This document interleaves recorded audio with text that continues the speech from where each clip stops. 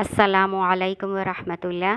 اس video میں ہم کوشش کریں گے کہ قرآن حدیث کے مطابق حضرت ہود علیہ السلام اور ان کی قوم عاد کے مختصر حالات و واقعات بیان کی جائیں انشاءاللہ تعالی۔ شروع کرتے ہیں اللہ کے نام سے۔ اعوذ باللہ من الشیطان الرجیم، بسم اللہ الرحمن الرحیم۔ قوم عاد کا تعلق ان قوموں سے تھا جو عرب عربہ یعنی خالص عرب کہلاتے تھے۔ ان میں عاد کے علاوہ اور بھی دوسرے بہت سے قبیلے شامل ہیں، جیسے ثمود، جرہم، تسم، جدیس، امیم، مدین، املاک، جاسم، قحطان، بنو یقطن وغیرہ۔ اور حضرت ابراہیم علیہ السلام نے جب اپنے بیٹے حضرت اسماعیل علیہ السلام کو یہاں پر آباد کیا تو ان کی اولاد عرب مستعربہ کہلائی۔ سورۃ شعراء میں یہی واقعہ کچھ اس طرح سے بیان کیا گیا ہے۔ ترجمہ: عاد نے بھی پیغمبروں کو جھٹلایا جب ان سے ان کے بھائی ہود نے کہا، کیا تم ڈرتے نہیں؟ میں تو تمہارا امانت دار پیغمبر ہوں، سو اللہ سے ڈرو اور میرا کہنا مانو، اور میں اس کا تم سے کوئی بدلہ نہیں مانگتا۔ میرا بدلہ رب العالمین کے ذمے ہے۔ بھلا تم جو ہر اونچی جگہ پر اور محل بناتے ہو، شاید تم ہمیشہ رہو گے، اور جب کسی کو پکڑتے ہو تو ظالمانہ پکڑتے ہو، سو اللہ سے ڈرو اور میری اطاعت کرو، اور جس نے تم کو ان چیزوں سے مدد دی جن کو تم جانتے ہو، ان سے ڈرو۔ اس نے تمہیں چارپائیوں اور بیٹوں سے مدد دی اور باغوں اور چشموں سے مدد دی۔ مجھ کو تمہارے بارے میں بڑے سخت دن کے عذاب کا خوف ہے۔ وہ کہنے لگے، ہمیں خواہ نصیحت کرو یا نہ کرو، ہمارے لیے برابر ہے، یہ تو اگلوں کے طریقے ہیں، ہم پر کوئی عذاب نہیں آئے گا۔ سو انہوں نے ہود علیہ السلام کو جھٹلایا تو ہم نے ان کو ہلاک کر ڈالا، بے شک اس میں نشانی ہے۔ ان آیات کا ترجمہ سننے کے بعد آپ کے ذہن میں یہ بات واضح ہو چکی ہوگی کہ قوم عاد کو اللہ تعالیٰ نے بہت سی نعمتوں سے نوازا تھا۔ اللہ تعالیٰ نے ان کو بہت لمبے لمبے قد دیے تھے، صحت دی تھی، قوت و طاقت دی تھی، اور اس کے علاوہ یہ ترقی یافتہ بھی تھے۔ انہوں نے اونچی اونچی جگہوں پر اپنے شان و شوکت کے اظہار کے لیے بہت سی عمارتیں تعمیر کر رکھی تھیں۔ اس کا مقصد اس میں رہائش نہیں ہوتا تھا، بلکہ یہ ہوتا تھا کہ دوسری قومیں، دوسرے لوگ جو ہیں، ان کی عمارتوں کو دیکھ کر ان کی شان و شوکت کا، ان کی ترقی کا اور ان کی سمجھ بوجھ کا اندازہ لگا سکیں۔ اس کے علاوہ اگر یہ کسی کو پکڑتے تھے تو ظالمانہ طور پر پکڑتے تھے، یعنی بہت برا پکڑتے تھے۔ ظاہر ہے اللہ تعالیٰ نے ان کو طاقت و قوت دی ہوئی تھی نا، تو اس کا غلط استعمال کرتے تھے اور اللہ سے ڈرتے بھی نہیں تھے۔ اس کے علاوہ آپ ان آیات میں یہ بھی پڑھ چکے ہیں کہ اللہ تعالیٰ نے ان کو اتنی ساری نعمتیں دی تھیں تو اس کا شکر ادا کرنے کی بجائے وہ اللہ کی ناشکری کرتے تھے اور شرک میں مبتلا ہو چکے تھے، اور انہوں نے بت بھی بنائے ہوئے تھے جن کی وہ اللہ کے سوا پوجا کرتے تھے۔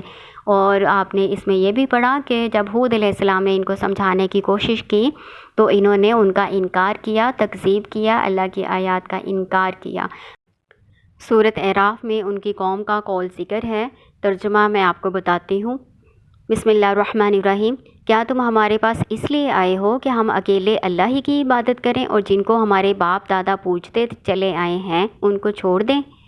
تم اگر سچے ہو تو جس چیز سے ہمیں ڈراتے ہو اسے ہم پر لے آؤ۔ سورۃ الاعراف آیت نمبر 70۔ اسی سورت کی اگلی آیت میں حضرت ہود علیہ السلام کا جواب ذکر ہے جو انہوں نے اپنی قوم کو دیا۔ بسم اللہ الرحمن الرحیم۔ تمہارے پروردگار کی طرف سے تم پر عذاب اور غضب مقرر ہو چکا ہے۔ کیا تم مجھ سے ایسے ناموں کے بارے میں جھگڑتے ہو جو تم نے اور تمہارے باپ دادا نے اپنی طرف سے رکھ لیے ہیں، جن کی اللہ نے کوئی سند نازل نہیں کی؟ تو تم بھی انتظار کرو، میں بھی تمہارے ساتھ انتظار کرتا ہوں۔ سورۃ الاعراف آیت نمبر 71۔ ہود علیہ السلام کی قوم نے جواب دیا۔ سورۃ ہود میں وہ جواب نقل کیا گیا ہے، میں آپ کو اس کا ترجمہ بتاتی ہوں۔ بسم اللہ الرحمن الرحیم۔ اے ہود، تم ہمارے پاس کوئی دلیل ظاہر لے کر نہیں آئے، اور ہم صرف تمہارے کہنے سے نہ اپنے معبودوں کو چھوڑنے والے ہیں اور نہ تم پر ایمان لانے والے ہیں۔ ہم تو یہ سمجھتے ہیں کہ ہمارے کسی معبود نے تمہیں آسیب پہنچا کر دیوانہ کر دیا ہے۔ سورۃ ہود آیت نمبر 53-54۔ حضرت ہود علیہ السلام نے ہر طرح سے اپنی قوم کو سمجھانے کی کوشش کی، اور ان کے انکار کی وجہ سے حضرت ہود علیہ السلام نے اپنی قوم کے خلاف اللہ تعالیٰ سے مدد کی درخواست کی۔ چنانچہ سورۃ المؤمنون میں حضرت ہود علیہ السلام کی دعا ذکر کی گئی ہے۔ بسم اللہ الرحمن الرحیم۔ اے پروردگار، انہوں نے مجھے جھوٹا سمجھا ہے، تو میری مدد کر۔ اللہ تعالیٰ نے فرمایا کہ وہ تھوڑے ہی عرصے میں پیشمان ہو کر رہ جائیں گے، سو ان کو وعدہ برحق کے مطابق زور کی آواز نے آن پکڑا تو ہم نے ان کو کوڑا کی طرح کر ڈالا، بس ظالم لوگوں پر لعنت ہے۔ سورۃ المؤمنون آیت نمبر 39 سے آیت نمبر 41 تک۔ قوم عاد کو جس عذاب سے ہلاک کیا گیا اس کا ذکر سورۃ احقاف میں بھی ہے، سورۃ اعراف میں اور سورۃ القمر میں، سورۃ الحاقہ میں بیان کیا گیا ہے۔ سورۃ احقاف میں بیان کیا گیا ہے کہ ان پر بادل کی صورت میں عذاب آیا تھا۔ سورۃ الاحقاف آیت نمبر 22 سے 25 کا ترجمہ میں آپ کو سناتی ہوں۔ بسم اللہ الرحمن الرحیم۔ پھر جب انہوں نے اس عذاب کو دیکھا کہ بادل کی صورت میں ان کی وادیوں کی طرف آ رہا ہے تو کہنے لگے یہ تو بادل ہے جو ہم پر برس کر رہے گا، نہیں بلکہ یہ وہ عذاب ہے جس کے لیے تم جلدی کرتے تھے، یعنی آندھی، جس میں دردناک عذاب بھرا ہوا ہے جو ہر چیز کو اپنے پروردگار کے حکم سے تباہ کیے دیتی تھی۔ پھر وہ ایسے ہو گئے کہ ان کے گھروں کے سوا کچھ نظر ہی نہ آتا تھا۔ گناہ گار لوگوں کو الاحقاف آیت نمبر 25۔ اس آیت کی تفسیر میں اس طرح سے بیان کیا جاتا ہے کہ شروع میں ان سے بارش روک لی گئی، وہ قحط میں مبتلا ہو گئے، انہوں نے اللہ تعالیٰ سے بارش کی دعا کی تو اس کے بعد انہیں آسمان میں بادل نظر آیا تو انہوں نے اسے رحمت کی بارش والا بادل سمجھا، حالانکہ وہ عذاب والا بادل تھا۔ اس لیے اللہ تعالیٰ نے فرمایا بل ہوا ما استعجلتم بہ، یعنی بلکہ یہ وہ چیز ہے جس کی تم جلدی کرتے تھے، یعنی عذاب۔ سورۃ الحاقہ میں جو بیان کیا گیا ہے کہ جو ان پر آندھی کا اللہ تعالیٰ نے عذاب بھیجا تھا وہ کس طرح کا تھا۔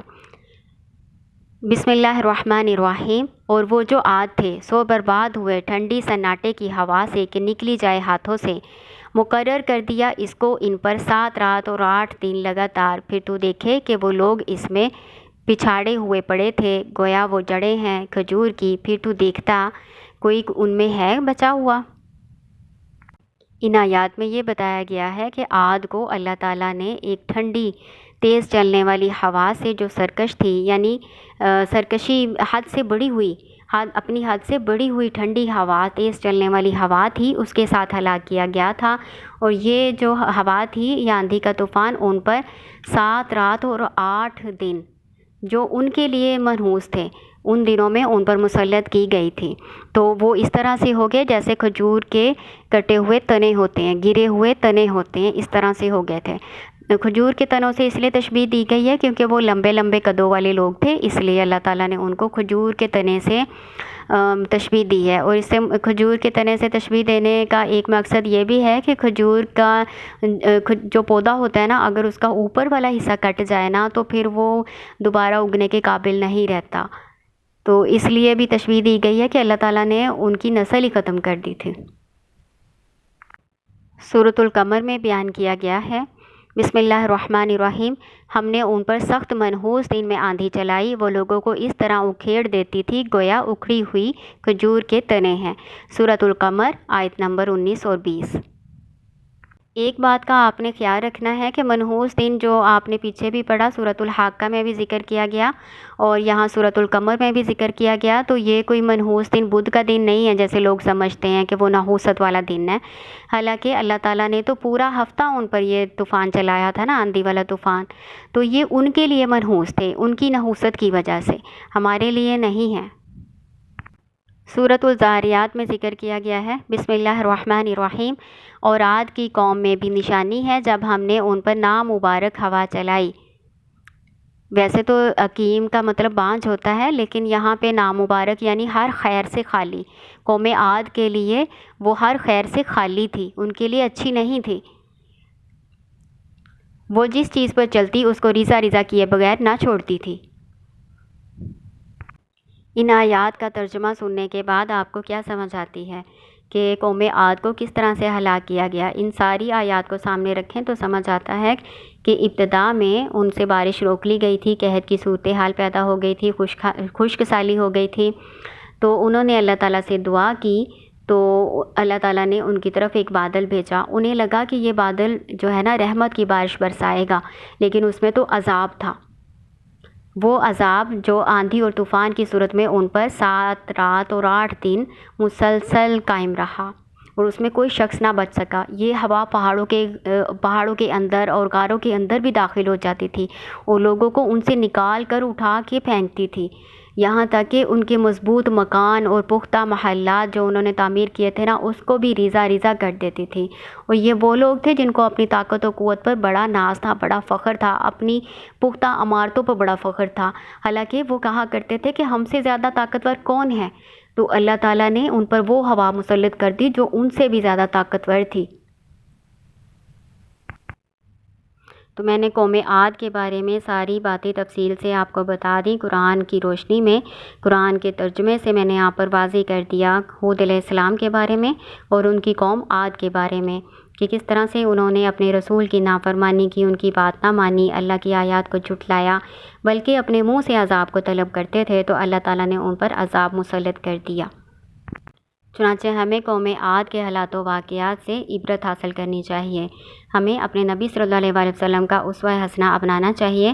آپ صلی اللہ علیہ وآلہ وسلم فرمایا کرتے تھے کہ آندھی اور طوفان کو دیکھ کر اللہ تعالیٰ سے دعا کرنی چاہیے، اللہم انی اسألک خیرہا وخیر ما فیہا وخیر ما ارسلت بہ واعوذ بک من شرہا وشر ما فیہا وشر ما ارسلت بہ۔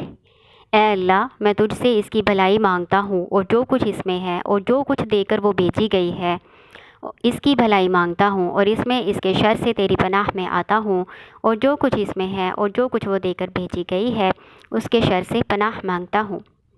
حضرت عائشہ رضی اللہ تعالیٰ عنہ سے روایت ہے کہ جب اس طرح کی آندھی اور طوفان وغیرہ آتی تو آپ صلی اللہ علیہ وآلہ وسلم بہت پریشان ہو جاتے، آپ صلی اللہ علیہ وآلہ وسلم کا چہرہ مبارک متغیر ہو جاتا، آپ کبھی باہر تشریف لے جاتے، کبھی اندر تشریف لاتے اور پریشانی کی حالت میں کبھی آتے کبھی جاتے۔ جب بارش نازل ہو جاتی تو آپ صلی اللہ علیہ وآلہ وسلم کی پریشانی دور ہو جاتی۔ حضرت عائشہ رضی اللہ تعالیٰ عنہ نے یہ کیفیت محسوس کر کے دریافت کیا تو نبی صلی اللہ علیہ وآلہ وسلم نے فرمایا، عائشہ، شاید یہ وہی صورتحال ہو جیسے قوم عاد نے کہا تھا۔ فَلَمَّا رَأَوْهُ عَارِضًا مُسْتَقْبِلَ أَوْدِيَتِهِمْ قَالُوا هَذَا عَارِضٌ مُمْطِرُنَا۔ جب انہوں نے اس عذاب کو بادل کی طرح اپنی وادیوں کی طرف آتے ہوئے دیکھا تو بولے، یہ بادل ہم پر بارش برسائے گا۔ آپ صلی اللہ علیہ وآلہ وسلم کو اس بات کا خوف تھا کہ ان کی قوم کے انکار کرنے پر کہیں ان پر بھی عذاب کا فیصلہ نہ کر دیا گیا ہو، اس لیے آپ صلی اللہ علیہ وآلہ وسلم پریشان ہو جایا کرتے تھے۔ میں نے آپ سے قوم عاد کے جو حالات و واقعات ذکر کیے ہیں، قرآن مجید کی صورتوں سے کیے ہیں، اور قرآن مجید کی 9 صورتیں ہیں جن میں قوم عاد کا ذکر کیا گیا ہے۔ ان کے نام سورۃ الاعراف، سورۃ ہود، سورہ مؤمنون، سورۃ الشعراء، سورۃ فصلت، سورۃ احقاف، سورۃ الذاریات، سورۃ القمر اور سورۃ الحاقہ ہیں۔